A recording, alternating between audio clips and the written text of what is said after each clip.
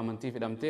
kan jimma jee jimmaaf dhalate jee kan gartee duula social media irra ofu jiru jira kan abbee kan deeggaru jira kan ra gartee kan naannoo gartee arsiidha kan hara namuutu namoota ko filatee ulamaa yaddaa filatee duula kana warra ofaa jira akkanuma xinxaala akkanuma amantii takko hin qabnu naannoo addaa dhalanus amantii takkee ulaa takko nabiyyi tokko qabna warra social media kana maal jettame inshallah taala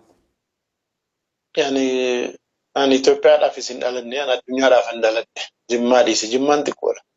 ganda xiqqoodha addunyaa kana laala rabbiini lafa torbaaf samii torba uume lafa torbaaf samii torba kanarraa lafa kanarra jiraataa jirran lafa kanarraa Afrikaa keessaa fudhannaan hedduunsaa xiqqaate jechuudha Afrikaa irraa Itoophiyaa fudhannaan ittuu xiqqaate Itoophiyaa irraa Oromiyaa fudhannaan ittuu xiqqaate Oromiyaa irraa Jimmaa fudhannaan xiqqaate godina Jimmaa irraa magaalaa fudhannaan xiqqaate kana gadi xiqqaallee an Jimmaadha abadan Jimmaa qofaaf hin dhaabbadhu Rabbiin ilma namaa guutu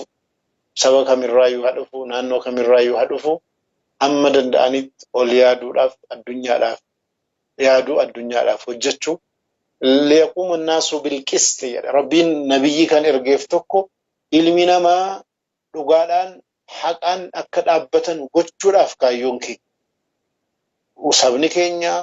magaalaan keenya godinni keenya wanni jedhamu namuma tasii walii qooddate jechuudha akka siyaasaatti dhugumaa namoonni waa hunda irratti waliin galan sababa adda addaa irratti nama deeggaran irraa adda adda bahuu danda'u nama deeggaran qofatu hin ta'in karaa deemamu irratti garaagarummaan karaa jiraachuu danda'a kana qofatu hin ta'in an akka muslimaattis haa ta'u akka oromoottis haa ta'u akka Itoophiyaattis haa ta'u akka ilma namaatti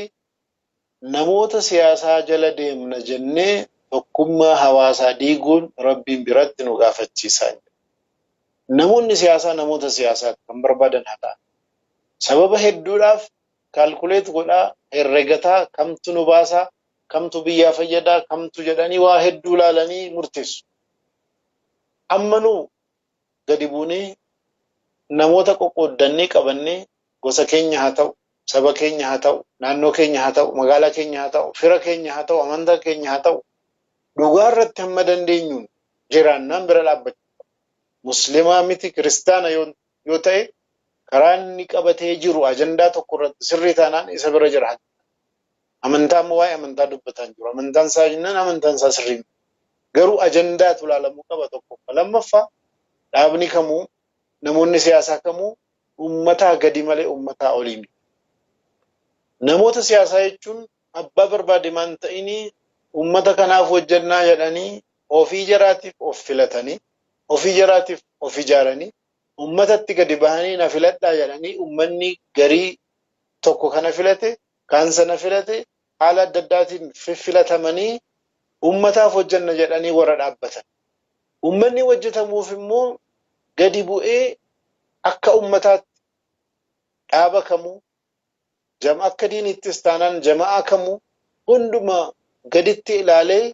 akka jarri jara isaa hojjetan irratti bira dhaabbachuu kan dogoggore sirreessuu malee an sirrii hojjetee dogoggora hojjetee ani isa kana duukaan jira jedhanii ija danuunfatanii tokko bira dhaabbachuun nama gaafachiisa maaliif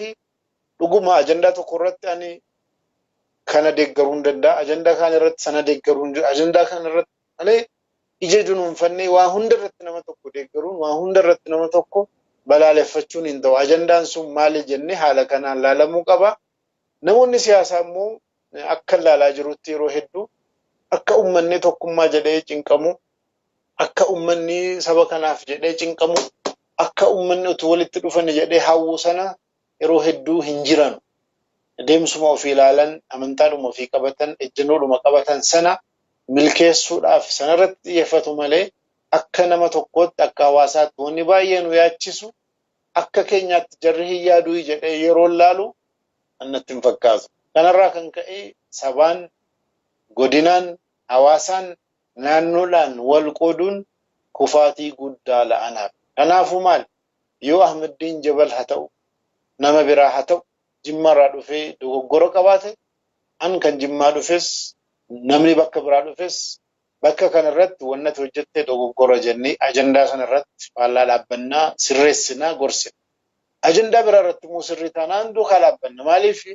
eenyuun maasumni hin jiru waa hunda irratti sirrii ta'ee kan jiru hin jiru jechuudha amma kun waa'ee siyaasa qofaa miti waa'ee diinii yoo fudhanne akkasuma diinii keessatti bara rasuula rabbii sallallahu alaihi wasallam yoo ati ergamaa rabbii duukaan dhaabbanne Abu Jahal duukaa dhaabbachuudha yookiin warra keessa dhugate munaafiqa dhaabbachuudha.